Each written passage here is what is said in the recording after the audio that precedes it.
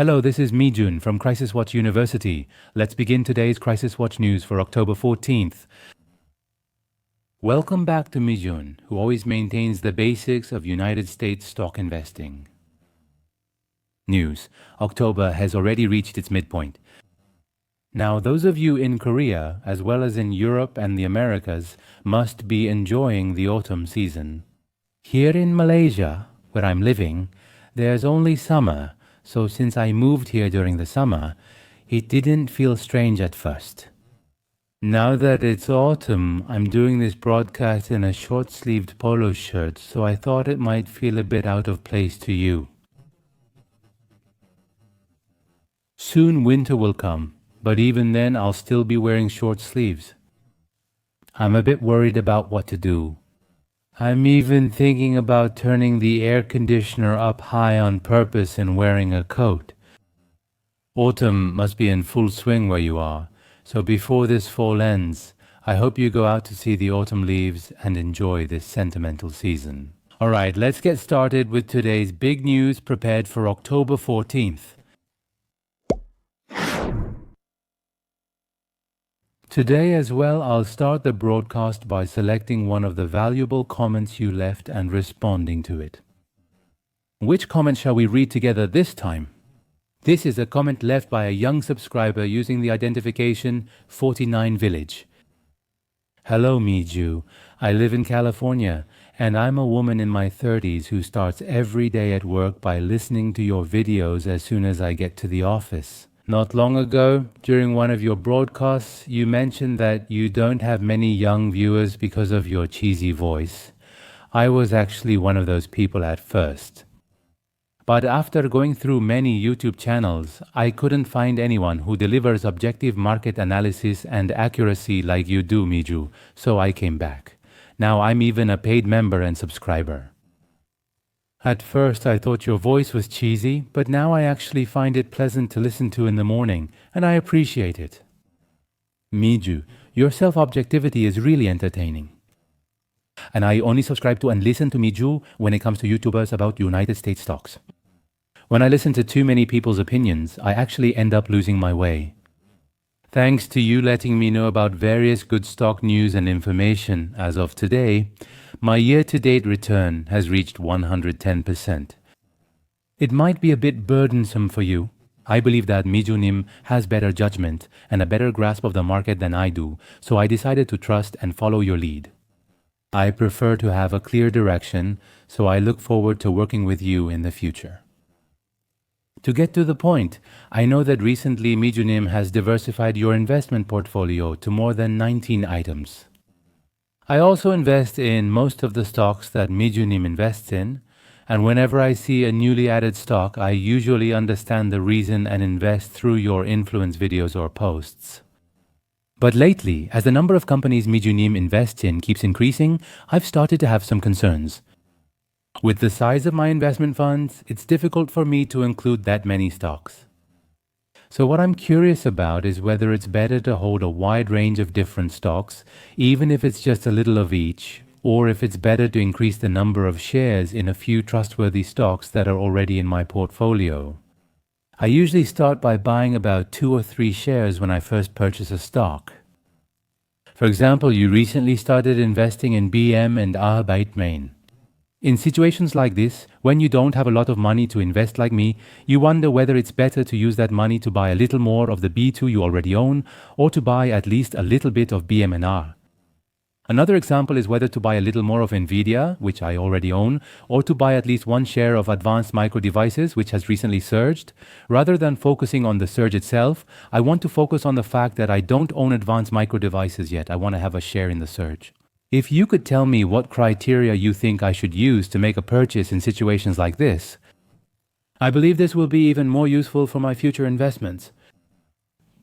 I look forward to more great shows in the future, and thank you in advance. It seems you already knew I would answer this on the show, since you even wrote your thanks in advance. You said my voice sounds cheesy, so I don't really want to answer, but since it's a simple question, I'll go ahead and share my answer. First of all, here's the answer to your question. When I invest in stocks, the only standard I have for choosing which stocks to buy is just one thing.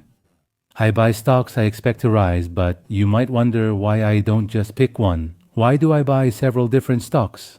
The answer to that is, it's because I'm not confident that anyone knows which stock will go up. So even though I own Nvidia, the reason I also own Advanced Micro Devices is because there's a chance that Advanced Micro Devices' stock price might go up more than Nvidia's. And I also started investing in BMNR Bitmain. But as you know, I have strategy and I also have Bit. But the reason I bought another cryptocurrency stock called BMNR is because this stock might go up even more. Since I don't know which stock will rise the most, I hold 3 stocks with similar characteristics. That's how you can look at it. And there's one more, right? In my case, I'm also investing in Coinbase. So, anyway, the reason I hold various stocks with similar characteristics is because I'm not confident which one will have the best returns over the next 6 months or a year. I think it would be good to understand it this simply. And whether you're holding 1 stock or 2 stocks, I don't think that's really important. So if you have a lot of confidence in a particular stock, then you can just focus your investment on that stock. If you're unsure whether Nvidia or Advanced Micro Devices will rise more, Nvidia looks more promising, but Advanced Micro Devices shouldn't be underestimated. Then you can invest in both. Instead, you can allocate a bit more to the stock you're more confident in, while the one that's a bit riskier, you reduce the risk as much as possible that way. And once again, I want to emphasize that we diversify our investments to catch as many soaring stocks as possible. On the other hand, subtitles. Alright, let's review yesterday's United States stock market hopes. First, look at the S&P 500 map. It's the exact opposite of yesterday. First of all, a lot of stocks are rising, so the map is covered in green. Secondly, most of the green is very bright, which means there were a lot of stocks that surged sharply. I've been talking about this for several months now, so let me summarize the current situation of the United States stock market. There are still a lot of people staying out of the stock market due to various concerns. Now, the fact that there are investors who are still hesitant means that if stock prices drop even a little, there's still money that can come back into the market. So actually, it's better than when all investors are shouting for a bull market. When there are many worries, there's a saying that the stock market often climbs a wall of worry despite those concerns. So actually, when there are various concerns, interest rates are being lowered. And as the benefits of artificial intelligence lead to increased investments, companies' earnings are also supported. I can say that this kind of market is actually healthier. If you look at the growth of the 11 sectors in the United States stock market yesterday, except for just 2, all the others were in the green. And when the United States stock market declines all at once like this, as expected, tech stocks show the biggest rebound. Because for those holding cash on the sidelines, the stocks they most want to buy are of course tech stocks. That's why, as money flows intensively into these stocks that others are investing in but I don't have, a rebound centered on tech stocks appeared yesterday. You can see it that way. Now, with such a strong upward trend, the direction of various indicators must have changed. I'd like to talk a bit about this. First, let's talk about the S&P 500's market breadth. Yesterday, the market breadth dropped to 36, but it quickly jumped up to 41.5. So what we need to look at here is this. The question is if the 36 we saw yesterday is the bottom, or just a brief rebound before dropping again. If 36 is the bottom, the stock market is also bottoming now. But if it rises briefly and then falls below 36, that's another situation. In that case, you can see that this correction might last a bit longer. So, in my personal opinion, it's still too early to make a definite judgment. It's the same for VIX as well. Yesterday, the VIX index went above the 200 one-day moving average. The 200 one-day moving average was 19.19, but yesterday the fear index surged all the way up to 21.66. That's a huge jump. But fortunately, as you can see today, it has come back down below the 200 one-day moving average. Now, what we need to look at here is that while this kind of surge is good, We need to see whether this is the peak or if the VIX index will go up even further. If this is just a temporary rise and then it falls again, in that case, that happened in August too. On August 1st back then, the VIX also briefly went above the 201 moving average. But since this was the peak, after that, the United States stock market was able to keep running. So you can look at it this way. Therefore, regarding the direction of the United States stock market going forward, is this really the peak? The volatility index went up to 21.66, but will it go up further, or will it fall below the 201 moving average again and return to a quiet state? It would be good to keep an eye on this. Next is the Fear and Greed Index, which also rebounded. Yesterday it dropped to 29, but now it's showing a slight increase to 33. The Fear and Greed Index remains unchanged. On this graph, the important support line at 50 was broken, causing the stock price to drop significantly, but now it's attempting a rebound. What does that mean? It would be good to pay attention to whether the level recorded yesterday is the bottom, or if it will drop again and the Fear and Greed Index will fall to extreme fear. The same applies to market scope from ChoiceStar. It dropped to 50 in an instant, so will it rebound from 50 or will it keep falling below 50? Here we can get a hint. This shows Mizon's top picks performance yesterday.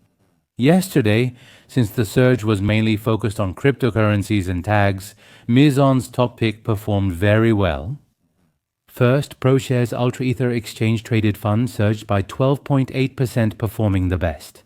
Second, Broadcom was up by 9.88%, and third, Bitmain was up by 8.35%. The fourth one is Cred Office. Cred Office rose 7.97%. Taiwan Semiconductor 7.92%. Celestica 7.11%. Distra 6.45%. Talon Energy 5.57%. Tesla 5.42%. Strategy 3.50%. Alphabet 3.20%. Nvidia 2.82%, CoreWeave 2.30%, Meta 1.47%, Palantir 1.01%, Advanced Micro Devices 0.71%, Per Solar 0. Most stocks recorded gains with an 11% increase and only 3 stocks were in the red. Coinbase ended almost flat with a 0.01% change. Bitcoin is down 1.08% to 113,500. This time, a stock called Bitmine, which was newly included in the Mizon top pick, surged by as much as 8.35% yesterday. So, I personally think that many of you watching this broadcast have probably become more interested in the stock called Bitmine. So today, there are a lot of good articles, but among them, I picked one article related to Bitmine. Now, there was a piece of news yesterday. It's amazing news that Bitmine scooped up as many as 200,000 Ethereum. Recently, the price of Ethereum has dropped a lot, and during that time, they bought a huge amount of additional Ethereum. That's how you can see it. First, let's take a look at the article. Bitmine Immersion Technologies Ethereum holdings have surpassed 3.03 million. At the same time, the company's total cryptocurrency and cash holdings amount to $12.9 billion. As of October 12th, the company's cryptocurrency holdings include over 3 million Ethereum. They hold 3,032,188 Ethereum. They have 192 Bitcoin, and ICO Holdings currently owns about $135 million worth of stocks. And they have cash and cash equivalents of $104 million with no debt. That's how their liquid assets are structured. Now, as you all know, the chairman of Bitmain is Topney. The Topney we all know said this yesterday. The recent cryptocurrency liquidation events over the past few days caused Ethereum's price to drop, and Bitmain took advantage of this opportunity. Over the past few days, we purchased as many as 202,037 Ethereum tokens, increasing our total holdings to over 3 million, which is about 2.5% of the total Ethereum supply. Now then, you can see it this way. Bitmain now holds as much as 2.5% of the total Ethereum supply currently in circulation. And he added, we've now achieved more than half of our initial goal of the Ethereum 5% Alchemy. So in today's broadcast, I'm going to explain in detail what exactly Bitmain's initial goal, the Ethereum 5% alchemy mentioned by Topney, means. What is Bitmain chairman Topney referring to with Ethereum's 5% alchemy? It's not just about buying a large amount of Ethereum.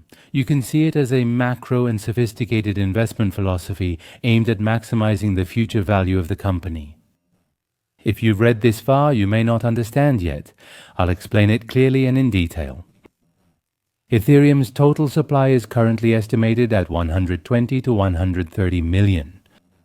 But 5% of this amounts to about 6 million to 6.5 million. But Bitmain already holds more than 3.03 million Ethereum. So they've already secured 2.5%, which is half of the total target amount. Now, if Bitmain manages to secure 5% as planned, that means as a single private company, they would become the most influential player in the Ethereum ecosystem. So, a company would gain the power to have significant control over Ethereum. That's how you should see it. Now, if a single company owns a massive amount of Ethereum, Bitmain would emerge as one of the most influential whale investors in the market. Now here we can find the meaning of the metaphor of alchemy. Alchemy originally refers to the process or technique of transforming ordinary assets into something far more valuable.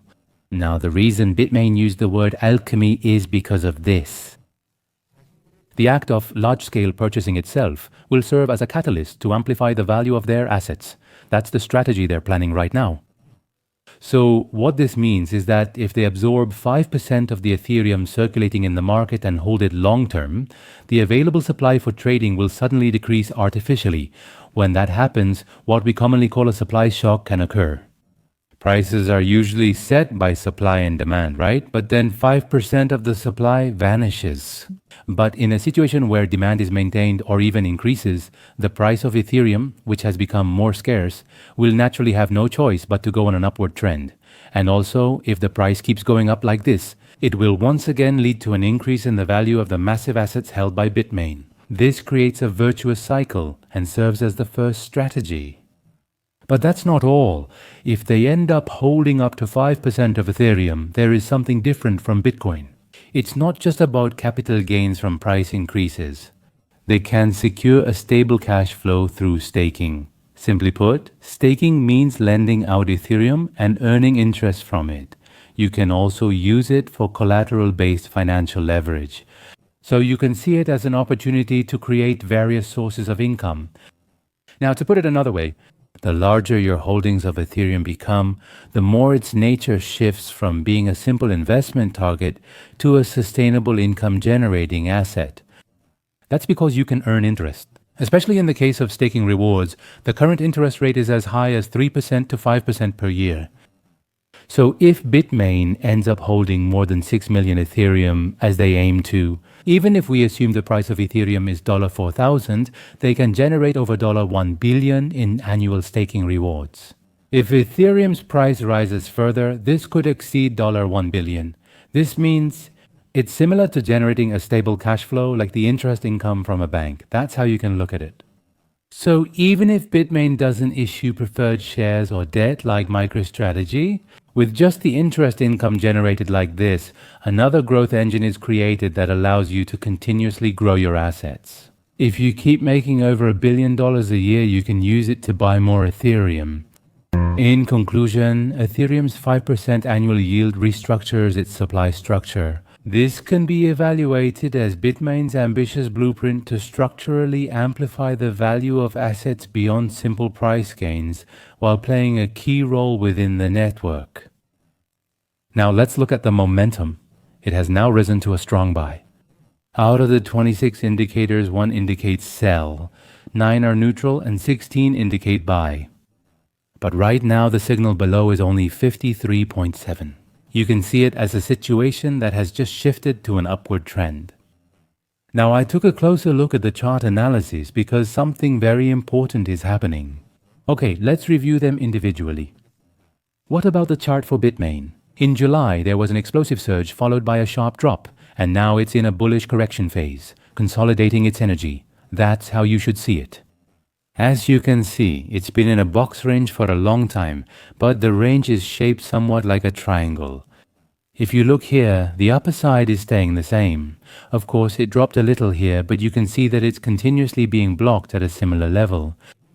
On the lower side, the green line here is the 200-day moving average, and you can see that it's steadily trending upward along the 200-day moving average. So rather than calling it a box, it's actually closer to a triangle. The upper side is staying the same while the lower side keeps rising. This is called an ascending triangle pattern. This stock is now reaching the end of the triangle consolidation pattern because they're converging. So you can see that there's a very high chance of significant volatility either upward or downward soon. Currently, the three moving averages are converging and trading volume is dropping. So, all the technical indicators are suggesting that there's a high possibility of a sharp rise or fall right now. The characteristic of an ascending triangle is that statistically, there's about a 70% chance the price will go up at the point where the lines meet. So, you can see that the stock price chart is very positive right now. So, in conclusion, for this stock, how it breaks out of the current convergence pattern will determine its future price. The $70 mark is the resistance line, so we're discussing if it breaks above $70 or if the $51 support drops below that level. Now, one of these two things has to happen, and that's the key point to watch. Of course, the value of this company is due to its large Ethereum holdings. Therefore, since it moves in line with the price of Ethereum, how the price of Ethereum moves could be even more important. I think that's how we can sum it up. We should also consider Ethereum, which currently has neutral momentum. 9 indicators show sell, 9 are neutral, and 8 show buy. Looking down below, it's still staying under 50. Now, if you look at the 1-year stock price chart, it's quite different from the chart we saw earlier. Ethereum is in a long-term uptrend, rising steadily after hitting a bottom. But the problem is that recently the volatility within the range has been very severe. It's going up and down repeatedly, moving sideways. What does moving sideways mean? It means it's gathering strength to decide on a direction. That's how you should see it. Now, the stock price is around $4,250. Near that area, the 20-day and 50-day moving averages converge, and there's also a horizontal resistance line. The main thing right now is this. Will it exceed 4,250?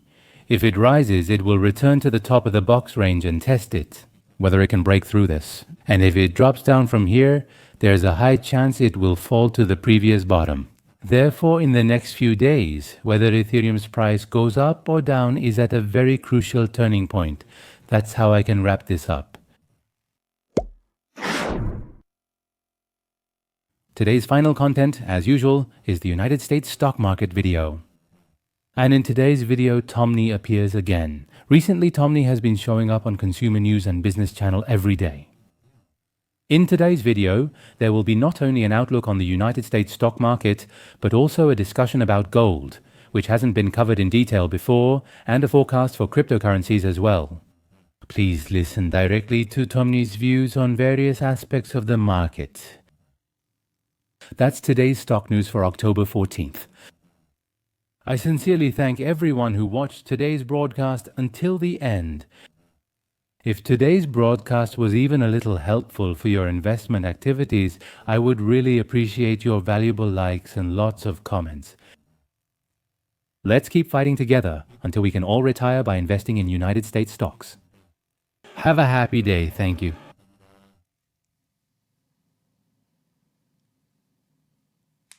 The market is rebounding again after the drop on Friday.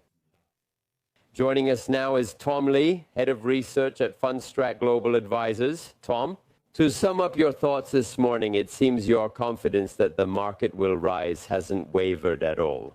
You still believe the S&P will reach 7,000 by the end of this year, right?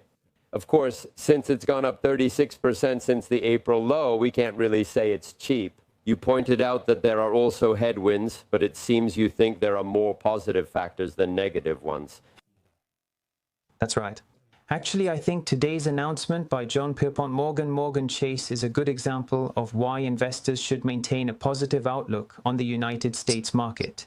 JP Morgan, one of the largest and most influential banks in the world, announced that it will invest $1.5 trillion in the United States. This invests in areas that will boost America's core competitiveness. Right now, the United States holds an overwhelming advantage in the field of artificial intelligence. Now, with Wall Street starting to actively create blockchain-based products, another strong tailwind is blowing. So I think there are plenty of reasons for investors to remain optimistic. There's been a lot of talk about a bubble lately. What I want to keep emphasizing is that NVIDIA as stock price is about 27 times its projected earnings. Given Walmart is at 47 times and Costco at 34 times, you could argue NVIDIA remains undervalued. That's right. With interest rates dropping, there are several good reasons to expect company earnings to improve. This kind of environment is like a really powerful remedy for the stock market. This combination creates strong upward pressure. That's right. For the past 2.5 years, the Fed has maintained a tight monetary policy, so CEOs haven't been able to show confidence. The Institute for Supply Management and Manufacturing indicator has remained below 50 for 31 months, the longest stretch ever. However, I think last Friday's decline could actually serve as a kind of gift for the market. The volatility index jumped 32% in one day, marking the 39th largest surge ever. In the previous 38 instances, the average mid-month return was almost 3%, so I believe the S&P could rise an additional 200 points or so from today until mid-October. That's right. Right now, investor sentiment isn't overly optimistic. It's still hard to say we're in the late stage of the cycle. It's still cautious enough to be called a hated rally. There are about $7 trillion in funds waiting on the sidelines. And if this money starts flowing into the stock market in earnest, the upward momentum could become quite strong. That's right. I believe conviction is a key sign of whether the market is overreacting to good news. I see it as a standard. I realized this when I saw people saying the market had peaked, that the bubble had burst, or that we should buy gold just because it dropped 2.7% last Friday. If investors are quick to call a peak just because of a single day's correction, it means that good news hasn't been reflected in the market yet. Many investors are waiting on the sidelines without conviction. These days, it feels like everything in the market is tied to cryptocurrencies. Even gold price increases seem connected to them, in my view. Recently, an additional group of buyers in the gold market are investors in gold-backed stablecoins. To issue stablecoins, you have to purchase physical gold as collateral. This kind of demand is flowing into the gold market. Of course, this demand alone can't fully explain the record high of a $92 increase per ounce, but it's definitely a factor supporting the upward trend. Interesting correlation. Should I continue? If you look at the amount of dollars issued by Tether, it started increasing about 3 months ago, which exactly coincides with the time when gold prices began to rise daily. I'm not certain, but I think stablecoin issuers, especially ones like Tether, could be among the biggest buyers in the current gold market. That's because to issue stablecoins, they need to secure collateral assets. It seems that gold is being purchased on a large scale in that process. Exactly. That's it. People have long only been bullish on gold. Some people have been negative about cryptocurrencies or Bitcoin. Now, the gold rally they've been waiting for is happening, but ironically, what's interesting is that the cause is the cryptocurrencies and Bitcoin they disliked. Sometimes things move in such a paradoxical way. That's right. That's interesting. Tether has served as a good bridge between Bitcoin investors and gold investors. Could you please explain, at least within the range I can understand, how much leverage is there in the Bitcoin market? On Friday, much of the market selling may have resulted from forced margin call liquidations. At least some, or possibly a large part, could be from leveraged liquidations. There has always been a lot of leverage in the cryptocurrency market. High volatility and leverage are also factors that have attracted people. This tendency is especially strong in altcoins, outside of Bitcoin and Ethereum. Bitcoin and Ethereum are generally held with margin. Of course, there is some leverage involved through perpetual products, but that's why these two assets held up relatively well, even over the past weekend. The estimated liquidation volume over the past 3 days is at least $19 billion, and in reality, it could be much larger. Some estimate it to be up to 4 times higher. This is the biggest liquidation since 2021, with only the FTX incident being comparable. The main issue is with a product called perpetuals, which allows you to use margin and leverage anywhere from 3 times up to as much as 20 times. This kind of excessive leverage can be seen as one of the main reasons for the recent sharp decline. It's always a lurking problem. Since it's maintained based on collateral, people put up assets they consider safe as collateral, but the moment the price drops, a chain reaction of liquidations is triggered. This is commonly called auto-leverage, and because of this automatic liquidation structure, the scale of leverage inevitably grows.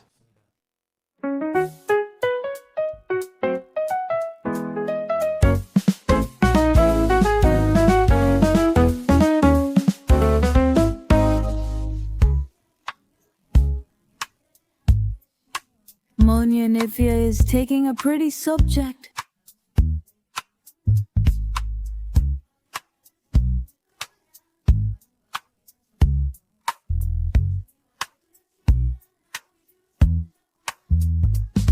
A brand.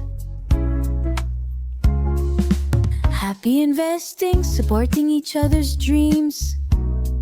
Let's walk together down this beautiful downhill path. Happy investing with me, Ju, until the day we all boldly retire with national dividends together.